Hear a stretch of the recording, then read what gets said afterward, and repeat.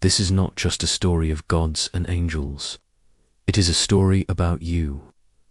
It begins not in the thunderous courts of pharaohs, but in the quiet wilderness of a soul. A man named Moses, a prince raised in splendor, now a shepherd in exile.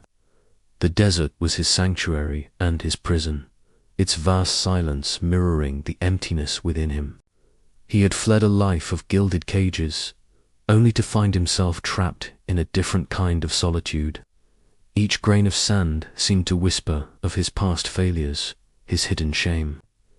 He was a man running from his own shadow, convinced he was unworthy of anything more than the dust beneath his feet. This moment still echoes within you. The feeling of being lost in a desert of your own making, far from the purpose you were born for. One day, on the slopes of a mountain named Horeb, something shifted. A fire that did not consume. A bush aflame with a light that warmed but did not burn. From this impossible flame, a voice emerged. It was not a voice of judgment, but a voice that knew his name. It called to him, not from a distant heaven, but from the very heart of the present moment. The voice spoke of a people in chains, a promise unfulfilled, and a destiny waiting to be claimed. It was the voice of the divine, calling Moses to return, to confront the empire he had fled, and to lead a nation to freedom. And here, in this sacred encounter, lies the truth rarely spoken. Moses was not filled with triumphant joy. He was consumed by fear. He saw not the glory of the mission, but the magnitude of his own inadequacy. "Who am I," he asked, "to stand before a king? Who am I to lead a people?" He looked at his hands, calloused from his shepherd's staff, and saw only weakness. He heard his own voice, slow and hesitant, and heard only foolishness. He was a murderer, an exile, a broken man. The divine light illuminated not his potential, but every flaw, every scar, every reason he was the wrong choice. His fear was a shield. He argued with the eternal, offering excuses born of deep-seated doubt. "I am not eloquent," he pleaded. "They will not believe me. They will not listen." Every objection was a prayer for escape, a desperate attempt to return to the familiar comfort of his exile. It is a fear you know well. The fear that whispers, "You are not enough." The fear that a divine calling is a divine mistake. The fear that the light has chosen the wrong vessel, that your past disqualifies you from your future. This is the ancient terror of the soul when confronted with its own magnificence. But the divine is patient. The voice did not scold or withdraw. It met his fear not with power, but with presence. To his cry of "Who am I?" the voice answered, "I will be with you." It was not a promise of an easy path, but a promise of unwavering companionship. It did not erase his weakness, but offered a strength that would flow through it.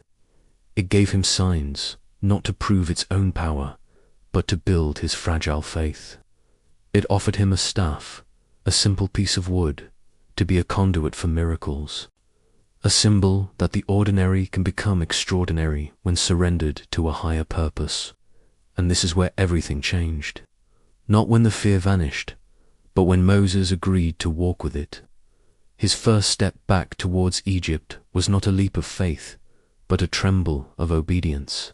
He did not suddenly become a hero. He remained Moses, the hesitant speaker, the man with a troubled past. But he was now Moses in motion, a vessel being filled as he went. The journey ahead was fraught with plagues and hardened hearts, with a sea that stood like a wall and a desert that would test their souls. Yet, the presence that called him from the fire walked with him in the darkness.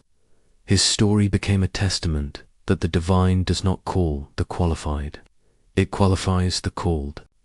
It does not seek the perfect, but perfects its purpose through the willing. The cracks in your own spirit are not signs of your unworthiness. They are the very spaces where the light can enter and shine through. The fear of your calling is not proof that you should run, but an invitation to lean into a strength greater than your own. It is the holy trembling before the dawn of your own becoming.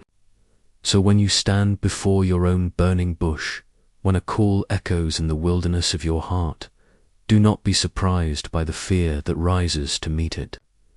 Do not mistake your hesitation for rejection. Remember Moses. Remember that your perceived weakness is the canvas upon which divine strength is painted. The staff in your hand, the ordinary tool of your life, is all you need to begin. Your past does not define the mission you are called to. This moment still echoes within you. The call to step out of exile, to confront your own pharaohs, the inner tyrants of doubt and shame, and to lead the captive, parts of your own soul, into the promised land of your true self. The journey is not about becoming flawless. It is about becoming free. It is about realizing that the voice that knows your name has been with you all along, waiting not for your perfection, but for your simple, trembling yes.